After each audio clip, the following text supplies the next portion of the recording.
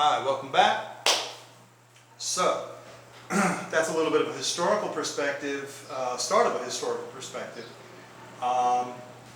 based on this issue of spirituality and religion and understanding the relationship of a Christian, of a spiritual seeker to God. Oh, there's my little boy, Kevin. Just a moment. So, we can look at some of the more recent sort of demonstrations of this out of the university-based society, democratic rights-based society. We've got transpersonal and therapeutic psychology. One of my favorite practitioners of this is Jack Kornfield, a Jewish guy, secular Jewish guy, who became a Buddhist monk and became a psychologist, and now is an interfaith Buddhist psychologist, and teaching a lot about emotions and the Buddhist approach to meditation, and an important process of healing through this personal spiritual practice. Now, as much as I value Buddhism, shifting my own personal focus back to Christianity over time, in the last decade or so, I've identified Anthony the Great. Protestants don't normally like to talk a lot about sort of the Catholic saints, but man, I'm a spiritual holistic spiritual guy and Christian, and so I'm like, I love this guy, Saint Anthony the Great. He was this pioneer ascetic who went out into the desert. Okay, I better hurry up and get through this to spend time with my little boy there. So, St. Anthony is a great example and has much to offer. And so he took 30 years in his practice. So it's quite an example, and shows quite the new resources, the modern resources, the way modern resources can give us additional focus and resources in achieving what they called theosis, what the Eastern Orthodox Christians call theosis, also divinization, and from some other perspective, the Navajo Hozo, or a form of enlightenment. So now, personal effort as heresy, however, was persisting in church doctrines, right, since Augustine, which was around 400 AD. So now there's a whole situation with women, and I'll just jump to the fact that Emperor Constantine, this critical figure in history, his mother, who became a Christian, was involved, used a technique, there's a story, an account anyway, of how she found the true cross of Jesus, and there was an incident of healing involved with that. So now, to look at faith healing then, so there's this idea that faith healing is perpetrated as a fraud.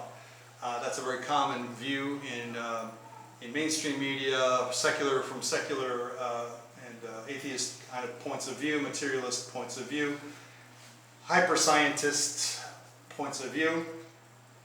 But that making fraud a standard is a fallacy. That's fallacious. It's an obsession by certain perspectives and people and their perspectives. What we have now are other stories and other accounts. For example, 1957, Mr. Wright, W-R-I-G-H-T, was suffering from cancer tumors, when he heard about a drug called Crabiozen, I guess. His doctor, Dr. West, there in California in 1957, agreed to administer it. He injected Mr. Wright, and the tumors melted away. And the patient was in good spirits. But then, 2 months later, news came out that Crabiozen was ineffective,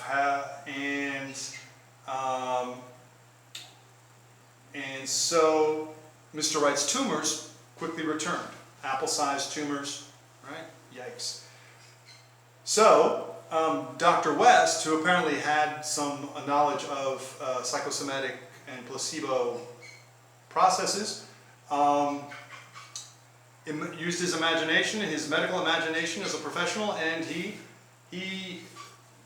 asserted that he had a new and improved version and offered it to Mr. Wright. It was placebo water, a saline solution that he injected into Mr. Wright, whose tumors quickly evaporated again with his fully healthy spirit returned, vivacious and everything.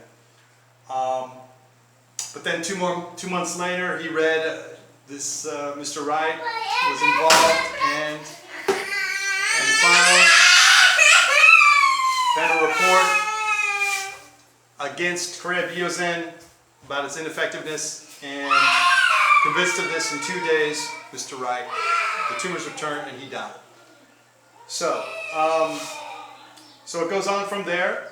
Lab studies since then have certainly gotten into the details. In fact, psychosomatic medicine goes back before that, right?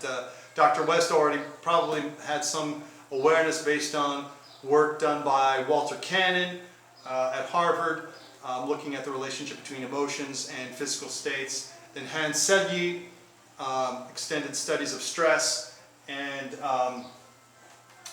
let's see here, there's a whole sort of sequence of researchers who began revealing and discovering the connecting the dots, finding out the different